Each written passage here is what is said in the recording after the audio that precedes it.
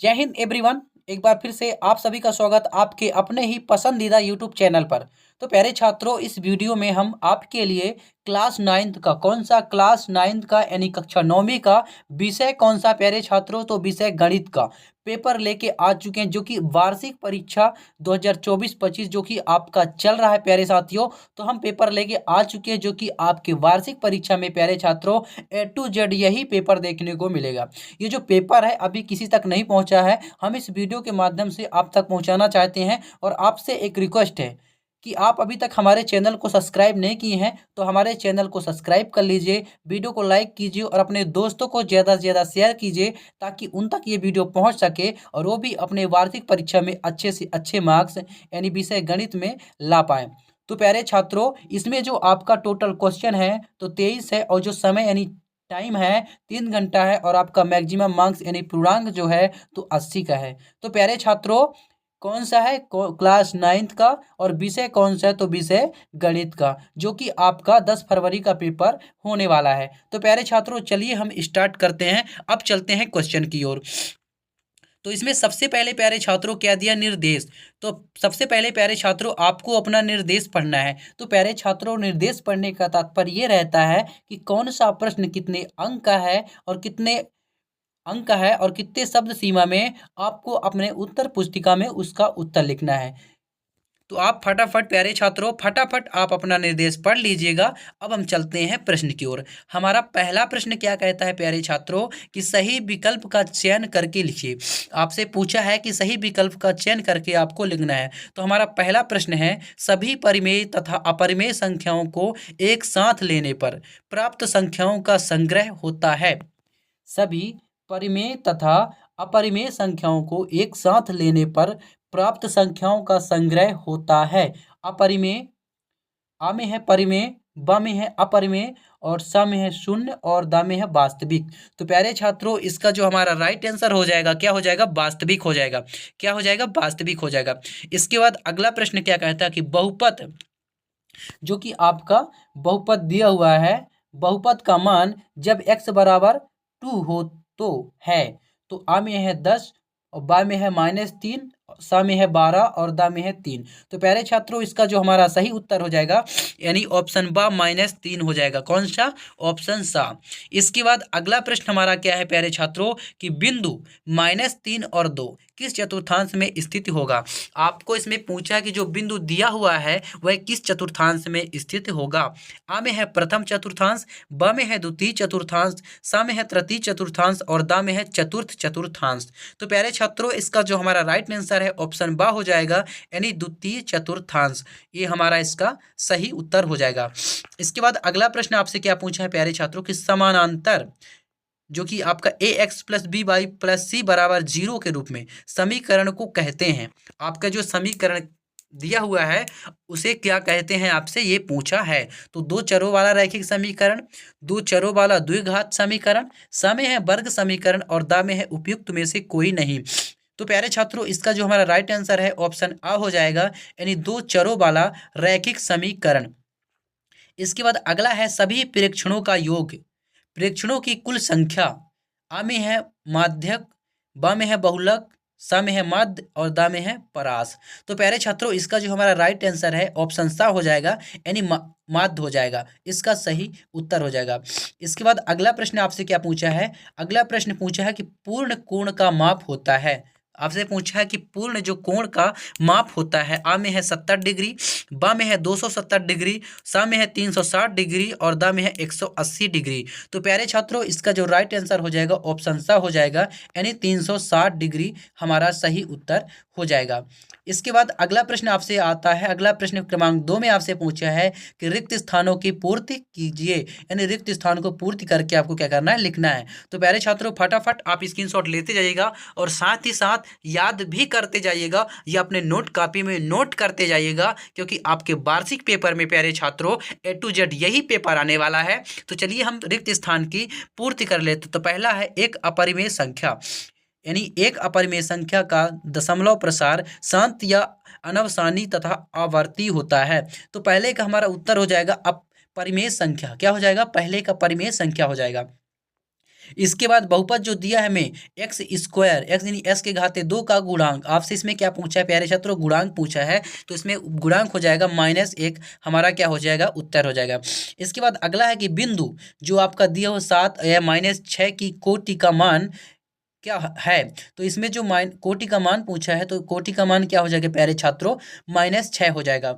इसके बाद अगला है समीकरण x बराबर a का आलेख y अक्ष के एक सरल रेखा होता है तो क्या होता है, समानांतर, क्या होता है, समानांतर होता है। इसके बाद अगला है कि आंकड़ों को आरोही या अवरोही क्रम में व्यवस्थित करने पर मध्य पद कहलाता है, तो क्या कहलाता है, माध्यक कहलाता है। इसका राइट आंसर हो जाएगा यानी माध्यक कहलाता है। इसके बाद अगला है कि अर्धगोलों का आयतन, अर्धगोलों का आयतन बिंदी बिंदी होता है, तो अर्धगोलों का जो हमारा आयतन है 2/3 पाई आर स्क्वायर एच, इसका हमारा क्या हो जाएगा प्यारे छात्रों, आंसर हो जाएगा। तो फटाफट आप स्क्रीनशॉट ले लीजिए या अपने नोट कॉपी में नोट कर लीजिए और साथ ही साथ में याद भी करते जाइएगा। इसके बाद अगला प्रश्न हमारा आता है, हमारा अगला प्रश्न आपसे क्या पूछा है कि प्रश्न क्रमांक 3 में आपसे पूछा है सत्य असत्य का चयन करके लिखिए। आपको इसमें सत्य असत्य का चयन करके आपको लिखना है। तो पहला है एक परिमेय संख्या तथा दशमलव प्रसार या तो शांत होता है या अनवसानी आवर्ती होता है, तो पहले का हमारा हो जाएगा सत्य। दूसरा आपसे पूछा है कि एक बहुपद का शून्यक सदैव शून्य होता है, ये हमारा प्यारे छात्रों असत्य हो जाएगा। इसके बाद अगला आपसे क्या पूछा है, अगले में क्या पूछा, बाई अक्ष पर स्थित बिंदु की भुज हमेशा शून्य होती है, तो पहले हमारा ये हो जाएगा। तीसरे का भी हमारा प्यारे छात्रों सत्य हो जाएगा। चौथे में आपसे क्या पूछा है कि रैखिक समीकरण का प्रत्येक हल रैखिक समीकरण के आलेख पर स्थित एक बिंदु होता है, ये भी हमारा क्या हो जाएगा, सत्य हो जाएगा। चौथे का भी प्यारे छात्रों हमारा सत्य हो जाएगा। इसके बाद पांचवें में आपसे पूछा कि भुज कोण की माप 360 डिग्री होती है, ये हमारा क्या हो जाएगा, असत्य हो जाएगा। इसके बाद छठवें में आपसे क्या पूछा कि समद्विबाहु त्रिभुज के तीनों कोण बराबर होते हैं, ये हमारा असत्य हो जाएगा प्यारे छात्रों, ये हमारा क्या हो जाएगा, असत्य हो जाएगा। इसके बाद अगला प्रश्न आपसे क्या पूछा है, अगले प्रश्न क्रमांक 4 में आपसे पूछा है कि सही जोड़ी बनाकर लिखिए। आपको इसमें क्या करना है प्यारे छात्रों, सही जोड़ी बनाकर आपको लिखना है। तो चलिए हम फटाफट सही जोड़ी यानी सही मिलान कर लेते हैं। पहला है आयत है एक, आयत है एक, तो आयत एक चतुर्भुज है, क्या, चतुर्भुज। दूसरा है बाई अक्ष पर स्थित बिंदु है, तो दूसरे का हमारा हो जाएगा नंबर ऑप्शन 4 यानी 0 और 3। इसके बाद तीसरा में है ऊपरी सीमा प्लस निम्न सीमा अपान 2, तो तीसरे का हमारा हो जाएगा ख नंबर यानी वर्ग चिन्ह। चौथे में है ठोस आवृत्ति का उदाहरण, तो ठोस आवृत्ति का उदाहरण का नंबर हो जाएगा यानी बेलन हो जाएगा। इसके बाद पांचवें में क्या है कि ए भुजा वाले समबाहु त्रिभुज का क्षेत्रफल, आपका ऑप्शन घ राइट आंसर हो जाएगा। इसके बाद अगला है कि समीकरण 4x + 3y = 12 का एक हल है, तो छठवें का हो जाएगा ऑप्शन ग यानी 0 और 4, हमारा ऑप्शन का इसका राइट आंसर हो जाएगा। तो प्यारे छात्रों फटाफट आप स्क्रीनशॉट ले लीजिए। इसके बाद अगला प्रश्न हमारा आता है, प्रश्न नंबर 5 में आपसे पूछा है कि एक शब्द और एक वाक्य में उत्तर दीजिए। आपको एक शब्द और एक वाक्य में आपको क्या करना है प्यारे छात्रों, उत्तर देना है। तो चलिए फटाफट कर लेते हैं। पहला है कि 1/7 का दशमलव प्रसार किस प्रकार का होता है, तो प्यारे छात्रों इसका जो सही उत्तर हो जाएगा अनवसानी आवर्ती, पहले का हो जाएगा अनवसानी आवर्ती हो जाएगा, हमारा उत्तर हो जाएगा। इसके बाद दूसरा ऐसा बहुपद जिसमें केवल एक पद हो क्या कहलाता है, ऐसा बहुपद जिसमें केवल एक पद हो क्या कहलाता है, आपसे पूछा है, तो इसका सही उत्तर हो जाएगा एक पदीय बहुपद, क्या हो जाएगा, एक पदीय बहुपद इसका सही उत्तर हो जाएगा। इसके बाद अगला है आंकड़ों, जो कि आपका आंकड़ा दिया हुआ है का मध्यक क्या होगा, आपसे मध्यक पूछा है, तो मध्यक आपका इसमें हो जाएगा 5, क्या हो जाएगा 5, आपका राइट आंसर हो जाएगा। इसके बाद अगला है त्रिभुज के तीनों कोणों का योग कितना होता है, आपसे पूछा है कि त्रिभुज के तीनों कोणों का योग कितना होता है, तो प्यारे छात्रों त्रिभुज के तीनों कोणों का योग 180 डिग्री होता है, कितना होता है 180 डिग्री। इसके बाद अगला पूछा है कि यह जीवा जो वृत्त के केंद्र से होकर गुजरती है क्या कहलाती है, तो क्या कहलाती है, व्यास कहलाती है, हमारा इसका उत्तर हो जाएगा प्यारे छात्रों व्यास। पांचवें का क्या उत्तर हो जाएगा, व्यास हो जाएगा। इसके बाद अगला है कि एक चतुर्भुज किसके सम्मुख भुजाओं का प्रत्येक युग्म बराबर हो क्या कहलाता है, समांतर चतुर्भुज, क्या कहलाता है, समांतर चतुर्भुज कहलाता है प्यारे छात्रों, क्या कहलाता है, समांतर चतुर्भुज, इसका राइट आंसर हो जाएगा। तो फटाफट आप स्क्रीनशॉट ले लीजिए। अब हम चलते हैं आगे प्रश्न की ओर। हमारा अगला प्रश्न क्या पूछा है कि प्रश्न क्रमांक 6 में पूछा है कि सरल कीजिए, आपको क्या करना है, सरल करना है, जो कि 2-2 अंक के आपके क्वेश्चन है। इसके बाद उसका अथवा देख लीजिए, 1/3 करनी 7 के हर का परिमेयकरण कीजिए। आपको परिमेयकरण करना है। तो प्यारे छात्रों, प्रश्न क्रमांक 7 भी देख लीजिए। अब हम प्रश्न क्रमांक 6 का आपको उत्तर दिखा देते हैं। ये आपका प्रश्न क्रमांक 6 का उत्तर हो गया प्यारे छात्रों। आप थोड़ा जूम कर देता हूं मैं, फटाफट आप स्क्रीनशॉट ले लीजिए। ये प्रश्न क्रमांक 6 का हमारा उत्तर हो गया। इसके बाद अगला प्रश्न क्रमांक 7 देख लीजिए। प्रश्न क्रमांक 7 में आपसे क्या पूछा है कि आपको सरल करना है। इसके बाद इसका अथवा है कि 1 और 2 के बीच 5 परिमेय संख्या लिखिए। आपको क्या करना है, परिमेय संख्या लिखना है। इसके बाद 8वां देख लीजिए, जांच कीजिए कि 7 प्लस 3x यानी 3x के घाते 3 प्लस 7x का एक गुणनखंड है या नहीं। इसके बाद अथवा में क्या पूछा है कि गुणनखंडन कीजिए। चलिए, प्रश्न क्रमांक 7 का जो आपका उत्तर है ये हो गया, माना कि a बराबर 1 तथा b बराबर 2। ये प्रश्न क्रमांक 7 का हमारा प्यारे छात्रों उत्तर हो गया। फटाफट आप स्क्रीनशॉट लेते जाइएगा। ये रहा हमारा प्रश्न क्रमांक 7 का उत्तर पूरा। इसके बाद फटाफट आप स्क्रीनशॉट ले लीजिए। इसके बाद प्रश्न क्रमांक 8 देख लीजिए। आपको क्या करना है, गुणनखंडन करना है। प्रश्न क्रमांक 9 में आपसे क्या पूछा कि किसी बिंदु 2 7 में भुज और कोटि के मान क्या हैं। आपको इसमें मान पूछा है। तो प्रश्न क्रमांक 8 का प्यारे छात्र ये रहा हमारा उत्तर, प्रश्न क्रमांक 8 का। इसके बाद प्रश्न क्रमांक 9 में जो आपको पूछा है कि भुज और कोटि, तो भुज हमारा 2 हो जाएगा प्यारे छात्रों और कोटि हमारा 7 हो जाएगा। ये आपका उत्तर रहा। इसके बाद अगला प्रश्न देखते हैं। हमारा अगला प्रश्न क्रमांक 10 में क्या पूछा है कि बिंदु 2 -1 और -4 3 किस किस चतुर्थांश में स्थित है। आपको इसमें प्यारे छात्रों चतुर्थांश बताना है। इसका अथवा भी है कि किस चतुर्थांश में या किस अक्ष पर स्थित है। तो प्यारे छात्रों, चलिए हम प्रश्न क्रमांक 10 का आपको उत्तर दिखा देते हैं। प्रश्न क्रमांक 11 भी देख लीजिए। समीकरण 8x + 6 बराबर 2x + 4y को हल करना है। आपको क्या करना है, हल करना है। तो प्रश्न क्रमांक 10 का जो हमारा उत्तर है, तो फटाफट आप ये देख लीजिए। ये रहा प्रश्न क्रमांक 10 का उत्तर। फटाफट आप स्क्रीनशॉट ले लीजिए। इसके बाद प्रश्न क्रमांक 11 में आपको क्या करना है, किसी संख्या का अथवा का है कि किसी संख्या का 3 गुना उसके 2 गुणों से 5 अधिक है, संख्या ज्ञात करो। आपको इसमें क्या करना है, संख्या ज्ञात करना है। इसके बाद 12वां देख लीजिए।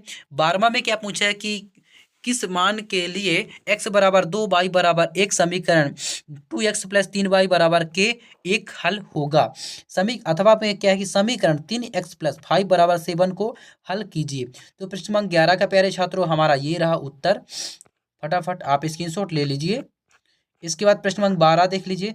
प्रश्न क्रमांक 13 में क्या पूछा कि रेखाखंड को परिभाषित कीजिए। अथवा है कि वृत्त की जीवाया व वृत्त के व्यास से क्या समझते हैं। तो प्रश्न क्रमांक ये रहा हमारा, रेखाखंड किसी भी बिंदु से किसी अन्य बिंदु तक खींची गई सीधी रेखा को क्या कहते हैं, रेखाखंड कहते हैं। एक रेखाखंड को परिभाषित करने के लिए हमें बिंदु और रेखाखंड के बारे में पता होना चाहिए। आपका ये हो गया उत्तर। इसके बाद ये रहा हमारा प्रश्न क्रमांक 13 का उत्तर प्यारे छात्रों। फटाफट आप स्क्रीनशॉट ले लीजिए। इसके बाद प्रश्न क्रमांक 14 देख लीजिए। ये रहा प्रश्न क्रमांक 14। दी गई आवृत्ति आकृति में यदि ए बी, तो आप ये प्रश्न क्रमांक 14 देख लीजिए फटाफट। इसका अथवा भी देख लीजिए हमारा। इसके बाद प्रश्न क्रमांक 15 में ये आपका प्रश्न क्रमांक ये। इसके बाद प्रश्न क्रमांक आपका जो है 15 पूछा। तो 15 में आपसे क्या पूछा प्यारे छात्रों की RHS सर्वांग समता नियम को लिखिए। आपको इसमें सर्वांग समता नियम को आपको लिखना है। इसका अथवा भी देख लीजिए कि APC एक समकोण त्रिभुज है जिसमें कोण A बराबर 90 डिग्री और AB बराबर AC है। तो B और कोण C ज्ञात करो। आपको इसमें B और कोण C आपको प्यारे छात्रों क्या करना है, ज्ञात करना है। इसके बाद अथवा प्रश्न क्रमांक 16 में आपसे क्या पूछा, यदि एक समांतर चतुर्भुज के विकर्ण बराबर हों तो दर्शाइए कि वह आयत है। तो प्यारे छात्रों ये आपका हो गया उत्तर। यदि किसी त्रिभुज की 2 कोण बराबर हो तो सम्मुख भुजाएं भी बराबर होगी, एक समद्विबाहु त्रिभुज होगा। इसके बाद प्रश्न क्रमांक 16 आप देख लीजिए। यदि एक समांतर चतुर्भुज के विकर्ण बराबर हो तो दर्शाइए कि वह आयत है। इसका अथवा देख लीजिए। सिद्ध कीजिए यदि एक चतुर्भुज की सम्मुख भुजाएं का प्रत्येक युग्म बराबर हो तो वह एक समांतर चतुर्भुज होगा। ये आपका हो गया प्यारे छात्रों उत्तर हो गया। तो फटाफट आप स्क्रीनशॉट ले लीजिए। ये इसके बाद आता है प्यारे छात्रों प्रश्न क्रमांक 17 में आपसे क्या पूछा कि 14 सेंटीमीटर व्यास वाले गोले का पृष्ठीय क्षेत्रफल निकालो। इसका अथवा है कि उस गोले की त्रिज्या ज्ञात कीजिए जिसका पृष्ठीय क्षेत्रफल 154 सेंटीमीटर स्क्वायर है।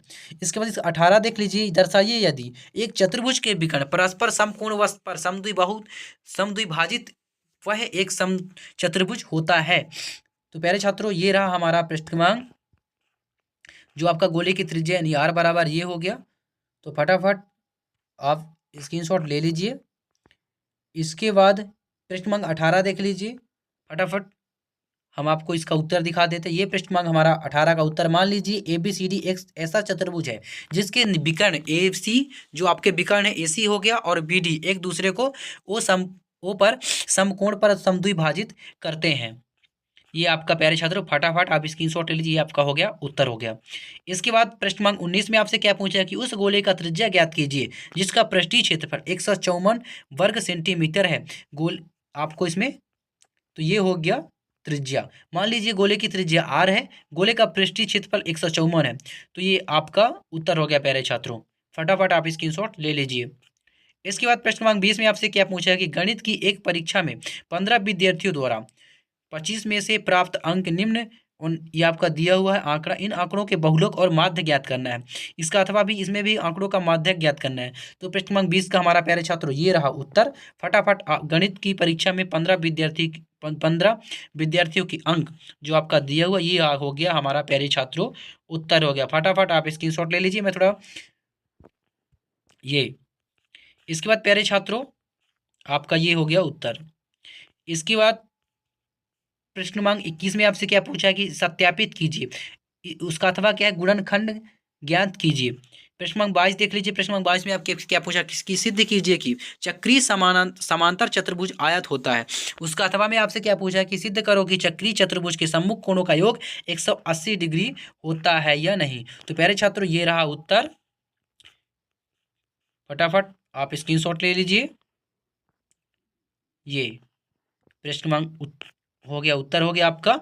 इसके बाद प्रश्न क्रमांक 22 और 23 फटाफट आप देख लीजिए। प्रश्न क्रमांक 23 में आपसे क्या पूछा है कि किसी त्रिभुज का आधार 16 सेंटीमीटर, शीर्ष लंब 8 सेंटीमीटर, तो उसका क्षेत्रफल ज्ञात करो। उसका अथवा है कि एक समानांतर चतुर्भुज का आधार और संगत शीर्ष लंब क्रमशः 10 सेंटीमीटर और 3.5 सेंटीमीटर है, तो उसका समांतर चतुर्भुज का क्षेत्रफल निकालो। क्या आपको निकालने को पूछा, क्षेत्रफल। तो ये हो गया प्यारे छात्रों प्रश्न क्रमांक 23 का हमारा उत्तर हो गया। प्रश्न क्रमांक 23 का उत्तर हो गया। तो प्यारे छात्रों आशा करता हूं कि आपको वीडियो समझ में आ गया होगा। अगर वीडियो समझ में आ गया होगा तो वीडियो को लाइक कीजिए और अपने दोस्तों को ज़्यादा से ज़्यादा शेयर कीजिए ताकि उन तक ये वीडियो पहुंच सके और वो भी अपने वार्षिक पेपर में अच्छे से अच्छे मार्क्स ला पाएँ। तो प्यारे छात्रों फिर मिलते हैं नेक्स्ट वीडियो में, तब तक के लिए जय हिंद, वंदे मातरम। और वीडियो में कमेंट जरूर कीजिएगा कि वीडियो आपको कैसे लगा।